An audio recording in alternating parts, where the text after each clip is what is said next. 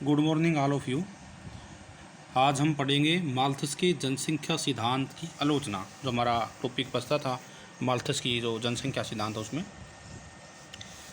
तो देखिए, माल्थस है जो माल्थस के जो विचार हैं वो अनेक आलोचनाओं के शिकार बने हैं। अनेक आधारों पर, अनेक तथ्यों पर माल्थस की आलोचना की गई है। उसके जनसंख्या सिद्धांत को एक तरह से अनेक आलोचनाओं के माध्यम से नकारा गया है। तो हम देखते हैं कि देखिए, आधारभूत मान्यता अवास्तविक है। जैसे हमने पढ़ा था कि माल्थस का यह मानना कि काम वासना एवं संतानोत्पत्ति दोनों एक ही बात है, अवास्तविक है, क्योंकि काम वासना और संतानोत्पत्ति दोनों अलग अलग चीज़ें हैं। आलोचकों के अनुसार काम वासना मानव की एक जैविक आवश्यकता है, जबकि संतान कामना सामाजिक, धार्मिक और आर्थिक कारणों से प्रभावित होती है। काम वासना को रोक पाना संभवत मनुष्य के वश में नहीं है, ऐसा आलोचक मानते हैं माल्थस के, जबकि संतानोत्पत्ति को आर्टिफिशियल जो उपाय हैं उनके द्वारा रोका या स्थगित किया जा सकता है। यानी माल्थस के सिद्धांत की जो आधारभूत मान्यता है अवास्तविक है। उसके बाद में देखिए, अनुभव के विपरीत माल्थस की मान्यता थी कि आर्थिक संपन्नता में वृद्धि के साथ साथ संतानोत्पादन की जो इच्छा भी बलवती होती है। यह बात तथ्यपरक नहीं है, क्योंकि हम माल्थस की थ्योरी में देखते हैं कि माल्थस ने जो बातें कही हैं वो खुद ही विरोधाभास के दायरे में आती हैं बहुत सारी। क्योंकि देखिए, आगे लिखा है कि वास्तविक जीवन में आर्थिक संपन्नता और संतानोत्पत्ति के बीच सकारात्मक संबंध नहीं पाया जाता। अनुभव यह बताता है कि संपन्न लोगों की अपेक्षा गरीबों के बच्चे अधिक होते हैं। माल्थस जी ने जैसे उसका हम सिद्धांत जो पढ़ा है उसमें पहले लिखा गया कि आर्थिक संपन्नता होने पर संतानोत्पत्ति की इच्छा बढ़ती है, परंतु प्रैक्टिकली ऐसा समाज में नहीं है। क्योंकि अगर आर्थिक संपन्नता ज़्यादा बढ़ती है तो संपन्न लोगों की अपेक्षा गरीबों के बच्चे मतलब अधिक होते हैं। यानी आर्थिक संपन्नता बढ़ रही है तो इसका मतलब ये नहीं कि बच्चे ज़्यादा होंगे, ऐसा नहीं है, बल्कि गरीबों के बच्चे अगर प्रैक्टिकली देखें तो आर्थिक संपन्न लोगों से ज़्यादा होते हैं। यानी कहने का मतलब है कि प्रैक्टिकली अगर देखा जाए तो समाज के अंदर जो माल्थस का जो आधारभूत जो सिद्धांत है, जो माल्थस की जो अवधारणा है वो एक तरह से विरोधाभास को जन्म देती है। उसके बाद में है कृषि में उत्पत्ति ह्रास के नियम की मान्यता दोषपूर्ण है। जैसे माल्थस ने बताया था कि कृषि में उत्पत्ति ह्रास का नियम लागू होता है कि एक सीमा के बाद जो वृद्धि है, प्रोडक्शंस है जो खाद्य पदार्थों का उसमें कमी आ जाएगी। देखिए, माल्थस यह नहीं सोच पाया कि वैज्ञानिक आविष्कारों की सहायता से खेती में मशीनीकरण, रासायनिक खाद, सिंचाई, उन्नत बीज तथा कृषि अवसंरचना का उपयोग करके उत्पत्ति ह्रास नियम को स्थगित किया जा सकता है। क्योंकि जैसे हम देखते हैं कि आजकल एग्रीकल्चर के अंदर लगभग दुनिया के अनेक देशों में नई नई टेक्नोलॉजी आ चुकी है, जिससे नए नए बीज आ चुके हैं, नए नए सिंचाई के साधन आए हैं। तो इससे क्या हुआ है, प्रोडक्शन में एक तरह से वृद्धि हुई है। तो जो उत्पत्ति ह्रास का नियम जो माल्थस ने बताया है एक तरह से, उसमें उसको स्थगित एक तरह से हो गया है। आलोचकों के अनुसार आज कृषि उत्पादन में वृद्धि करके बढ़ती हुई जनसंख्या का भरण पोषण किया जा सकता है। यातायात एवं परिवहन के साधनों के भारी विकास के कारण खाद्य सामग्रियों को तुरंत अकालग्रस्त एवं जरूरतमंद क्षेत्रों में सुगमतापूर्वक भेजा जा सकता है। हम देखते हैं कि कई बार जैसे कहीं बाढ़ आती है, सूखा पड़ता है, तो यानी जो आयात निर्यात है, इंपोर्ट एक्सपोर्ट की जो सुविधा है, यानी मतलब तीव्रगामी यातायात के साधन हैं, उनके माध्यम से एक स्थान से दूसरे स्थान पर खाद्य सामग्रियों को पहुंचाया जा सकता है। माल्थस का ध्यान इस तथ्य पर भी नहीं गया कि मांस मछलियां भी खाद्य सामग्री बनकर जनसंख्या के काफ़ी भाग की भूख का निवारण कर सकते हैं। यानी माल्थस ये भी नहीं बता पाया कि जो एक तरह से नॉन वेज है, मांसाहारी जो एक तरह से सिस्टम है, वो भी एक खाद्य सामग्री के रूप में एक बहुत बड़े जनसंख्या के भाग को उसकी उदरपूर्ति कर सकता है। माल्थस ने अपने सिद्धांत में जिस यूरोप का उदाहरण प्रस्तुत किया है, मनुष्य ने अपने पुनरुत्पादन की दर की अपेक्षा जीवन निर्वाह के साधनों का अधिक तीव्रता से वहाँ पर विकास किया है। माल्थस ने जहाँ का उदाहरण दिया वहाँ पर भी एक तरह से जो कृषि में उत्पत्ति ह्रास के नियम की वहाँ पर भी एक तरह से वो ढीला पड़ गया है। एक तरह से आलोचकों ने इसको नकार दिया है। उसके बाद में सिद्धांत का गणितीय स्वरूप अवास्तविक है। यह सिद्ध नहीं हो सका कि जनसंख्या गुणोत्तर श्रेणी में बढ़ती है और 25 वर्षों में दुगनी हो जाती है। जैसे हम देखते हैं कि उसकी जो एक तरह से मान्यताएं थी, उसके अंदर उसने माल्थस जी ने लिखा है कि जो खाद्य पूर्ति वृद्धि दर है और एक जो जनसंख्या वृद्धि दर है अलग अलग प्रकार से होती है। जो जनसंख्या वृद्धि दर है क्या है, ज्योमेट्रिकल प्रोग्रेशन में बढ़ती है, और जो आपके खाद्य पूर्ति वृद्धि दर है वो आपका अर्थमेटिकल प्रोग्रेशन में बढ़ते हैं। यानी जनसंख्या 25 वर्षों की अवधियों में 1, उसके बाद में अगले में 2, फिर क्या है 4, फिर 8 ऐसे बढ़ती है। और लेकिन जो खाद्य पूर्ति वृद्धि दर है क्या है वो इस प्रकार से नहीं बढ़ती, अर्थमेटिकल प्रोग्रेशन में बढ़ती, जैसे 1, 2, 3, 4, 25 वर्षों की क्रमिक अवधि में, जैसे हमने कल पढ़ा है। तो इसमें आगे देखिए, यानी यह सिद्ध नहीं हो सका कि जनसंख्या गुणोत्तर श्रेणी में बढ़ती है और हर 25 वर्षों में दुगनी हो जाती है। जनसंख्या के दोगुने होने की जो अवधि है, दुगना होने की अवधि है, जो अलग अलग देशों में अलग अलग है, जो वहाँ के आर्थिक स्तर, वैज्ञानिक व तकनीकी विकास पर निर्भर करती है। उदाहरण के लिए जैसे एग्जाम्पल दिया गया है, इसमें उदाहरण दिया गया है कि मैक्सिको की जनसंख्या केवल 20 वर्षों में दुगनी हो जाती है, जबकि जापान है, यूके है और फिनलैंड की जनसंख्या को दोगुना होने में आज के हिसाब से 318 वर्ष का समय लगेगा।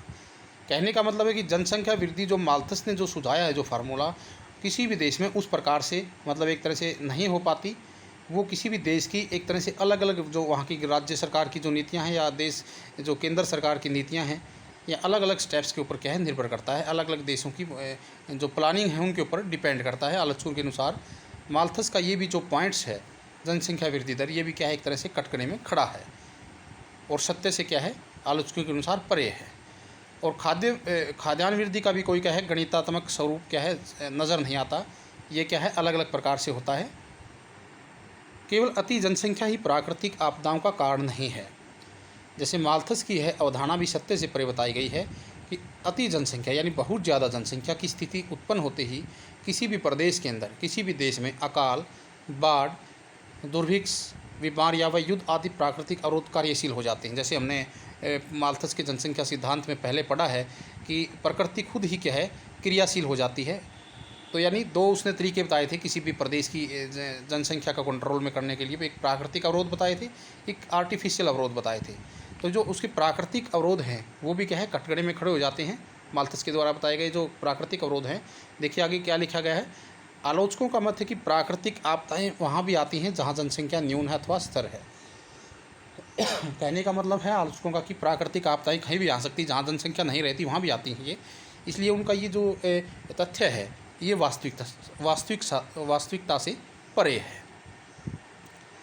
आगे देखिए, जनसंख्या वृद्धि केवल उच्च जन्म दर से नहीं होती। माल्थस का ये भी एक पक्षीय दृष्टिकोण बताया गया है कि ये जो आपकी वृद्धि है किसी भी प्रदेश में जनसंख्या की, वो जन्म दर का परिणाम है। लेकिन वह यह भूल गया, माल्थस यह भूल गया कि जनसंख्या में वृद्धि घटती हुई मृत्यु दर के कारण भी होती है। आधुनिक चिकित्सा विज्ञान ने न केवल घातक रोगों पर काबू पा लिया है बल्कि मनुष्य की आयु को बढ़ा दिया है। यानी माल्थस के इस तथ्य को भी नकार दिया गया कि जनसंख्या वृद्धि जन्म दर से ही होती है, बल्कि हम किसी भी कंट्री के अंदर जब उसका पॉपुलेशन डाटा उठाते हैं तो हम देखते हैं कि अगर उस कंट्री के अंदर मृत्यु दर पर अंकुश लग जाता है तो वहाँ पर क्या है जनसंख्या वृद्धि हो जाती है। तो इसने दोनों पक्षों को नहीं लिया, इसने केवल जन्म दर के पक्ष को ही लिया है जनसंख्या वृद्धि में, जो क्या है तथ्यपरक नहीं है, वास्तविकता से परे है। उसके बाद में देखिए, नए क्षेत्रों के पूर्वानुमान में असफल। इंग्लैंड के स्थानीय हालातों से प्रभावित माल्थस का दृष्टिकोण संकुचित था। उसने इंग्लैंड का एग्जाम्पल लिया था, इंग्लैंड के साथ साथ अन्य देशों का भी, वहाँ जो यूरोपियन कंट्री थे उनका एग्जाम्पल लिया था। वह ऑस्ट्रेलिया, अमेरिका और अर्जेंटीना के नए खुलने वाले क्षेत्रों का पूर्वानुमान नहीं लगा सका, क्योंकि 200 वर्ष पहले लगभग इसने क्या है सिद्धांत ये दिया है। तो ज़्यादा लंबा अनुमान क्या है आलोचकों के अनुसार माल्थस जी नहीं लगा सके। जहाँ असत भूमियों की सघन कृषि से खाद्यान्न की मात्रा में पर्याप्त वृद्धि हुई, जिसके फलस्वरूप इंग्लैंड जैसे देशों को भी सस्ती दरों पर खाद्य पदार्थ एवं कृषि जनित कच्चा माल उपलब्ध हो जाते हैं। जो आज जो भी देश पर्याप्त खाद्यान्न उत्पन्न नहीं कर पाते वो भूख से नहीं मर पाते। ये भी एक तरह से उनका जो तथ्य है वास्तविकता से क्या है परे है कि जिन देशों के अंदर खाद्यान्न उत्पन्न नहीं होते वो क्या है भूख से नहीं मरते, क्योंकि इंपोर्ट एक्सपोर्ट की क्या है सुविधा है आजकल, और जो है क्या है बड़े पैमाने पर हो सकता है। तो इस आधार पर भी क्या है आलोचना की गई है। आगे देखिए, जनसंख्या के गुणात्मक पक्ष की अवहेलना। इसमें देखिए क्या लिखा है, जनसंख्या में प्रत्येक वृद्धि से भयभीत निराशावादी माल्थस भूल गया कि शिशु दुनिया में केवल एक मुंह और पेट ही नहीं बल्कि 2 हाथ भी लेकर आता है। अब हम देखते हैं कि माल्थस ने अपने सिद्धांत में पहले बताया था कि प्रकृति की मेज़ कुछ गिने चुने लोगों के लिए ही बिछाई गई है, जो बिना बुलाए आते हैं उन्हें भूखा रहना पड़ेगा। ये माल्थस का जो कथन था, ये क्या है, एक आलोचकों के अनुसार तथ्यपरक नहीं है, सामाजिक जीवन जो है एक तरह से उसमें लागू नहीं होता। ये बहुत ही गलत कथन उन्होंने कहा है। तो देखिए, इसका अर्थ यह है कि जनसंख्या में वृद्धि जनशक्ति और मानव संसाधन में वृद्धि है, क्योंकि जनसंख्या देखिए एक संसाधन तो है ही, ये उसका क्या है, गुणात्मक पक्ष है, जो औद्योगिक एवं कृषि उत्पादन में वृद्धि करके आय एवं धन के न्यायोचित वितरण के द्वारा देश को धनी बना सकती है। अगर किसी भी देश की, किसी भी कंट्रीज़ की पॉपुलेशन में क्वालिटी है, तो वहाँ की अगर ज़्यादा जनसंख्या है तो भी वो क्या है भाई, क्वालिटी के माध्यम से उसकी जो एक तरह से उनका जो गुणात्मक पक्ष है उसके माध्यम से वो देश विकास कर सकता है हर एंगल से। यानी जनसंख्या की समस्या केवल आकार की समस्या नहीं है, बल्कि दक्ष उत्पादन और संसाधनों के न्यायोचित वितरण की भी है। उसके बाद में है जनसंख्या वृद्धि और खाद्य पूर्ति के कमज़ोर संबंध पर आधारित। किसी देश की जनसंख्या की तुलना उस देश की कुल राष्ट्रीय आय से करनी चाहिए, केवल खाद्यान्नों से नहीं, ऐसा आलोचक मानते हैं। अनुकूलतम जनसंख्या सिद्धांत का आधार भी यही है, जो हमने पहले पढ़ा ही, अनुकूलतम जनसंख्या। यदि कोई देश अपनी जनसंख्या के लिए पर्याप्त खाद्य पदार्थों का उत्पादन नहीं भी कर पाता, लेकिन यह भौतिक रूप से अगर वो धनी है और औद्योगिक दृष्टि से वो विकसित है, तो वह खाद्य सामग्री का आयात करके अपने लोगों का भरण पोषण कर सकता है। हम दुनिया के मानचित्र पर देखते हैं कि बहुत सारे देश ऐसे हैं जहाँ पर खाद्यान्न बहुत कम मात्रा में उत्पन्न होता है या अवेलेबल होता है वहाँ पर, लेकिन वो क्या है, उसको क्या करते हैं, आयात कर देते हैं, अन्य देशों से क्या है, आयात कर देते हैं, और अपनी जो सामग्रियाँ हैं अन्य देशों को क्या है, निर्यात कर देते हैं। इंग्लैंड में केवल यानी 1/6 यानी बहुत कम भाग पर ही क्या है, जनसंख्या के लायक ही खाद्यान्न उत्पन्न होता है, फिर भी वहाँ माल्थस द्वारा बताए गए प्राकृतिक प्रकोप नहीं आए। यानी इस तथ्य पर भी क्या है, माल्थस की आलोचना हुई है। उसके बाद में जनसंख्या वृद्धि के लिए केवल निर्धन उत्तरदायी नहीं। माल्थस का मत था कि निर्धनता का कारण निर्धन है, अतः वह कानून बनवाकर निर्धनों के विवाह पर प्रतिबंध लगाने का समर्थन करता था।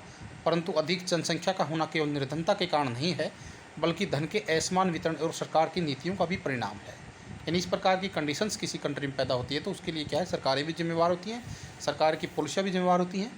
यदि श्रमिकों व गरीबों को अच्छा वेतन दिया जाए, मनोरंजन के साधन उपलब्ध करवाए जाएँ और चिकित्सा की सुविधाएँ प्राप्त की हो जाएँ, तो इस प्रकार के परिणाम की संभावना नहीं रहेगी। यानी जनसंख्या वृद्धि जो हो रही है और उसमें क्या है, लगाम लगेगी। हम देखते हैं इंडिया के संदर्भ में भी यही है।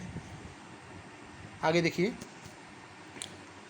सुझाव व्यवहारिक नहीं है। जनसंख्या नियंत्रण हेतु माल्थस ने जिस आत्मसंयम, उसने एक शब्द लिखा आत्मसंयम अपने सिद्धांत में, और नैतिकता का भी सुझाव दिया है, वह प्रैक्टिकली नहीं है। साधारण व्यक्ति के लिए कामेच्छा को रोक पाना दुर्ह कार्य है। इस आधार पर भी माल्थस के सिद्धांत की आलोचना की गई है। आगे देखिए, कृत्रिम अवरोधों की अनदेखी। माल्थस ने प्राकृतिक प्रतिबंधों पर अधिक जोर दिया, जबकि आर्टिफिशियल अवरोधों की अनदेखी की। आश्चर्य तो इस बात का है कि माल्थस ने गर्भ निरोध तथा परिवार नियोजन के उपायों की कहीं चर्चा नहीं की, जबकि उसके अपने जीवन काल में फ्रांस में इनका क्या है, प्रयोग किया जाता था। उसने इन आर्टिफिशियल साधनों के बारे में नहीं बताया जो जनसंख्या वृद्धि को रोक पाने में क्या है, सक्षम है। इस आधार पर भी आलोचकों ने माल्थस के जनसंख्या सिद्धांत की आलोचना की है। इतिहास का झूठा भविष्यवक्ता। देखिए, माल्थस को इतिहास का झूठा भविष्यवक्ता बताया गया है, क्योंकि उसका सिद्धांत उन देशों पर भी लागू नहीं हुआ जिसके लिए उसने बनाया था।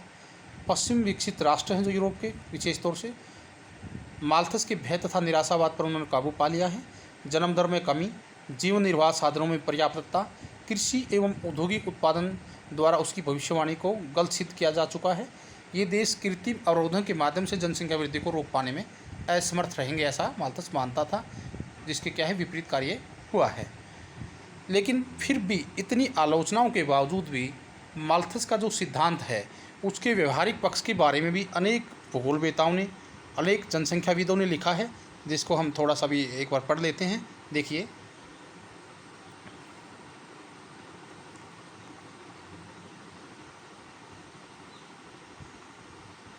देखिए, आज भी व्यवहारिक है माल्थस का सिद्धांत। 200 साल बीत जाने के बाद भी माल्थस के सिद्धांत के प्रति आकर्षण खत्म नहीं हुआ है। तो इसका मतलब यह है कि उनके सिद्धांत के कथन में कहीं न कहीं सत्ता का पर्याप्त अंश है, जिसे लोग स्वीकारते भी हैं और दुत्कारते भी हैं। माल्थस को समझने में कुछ त्रुटियां की गई हैं।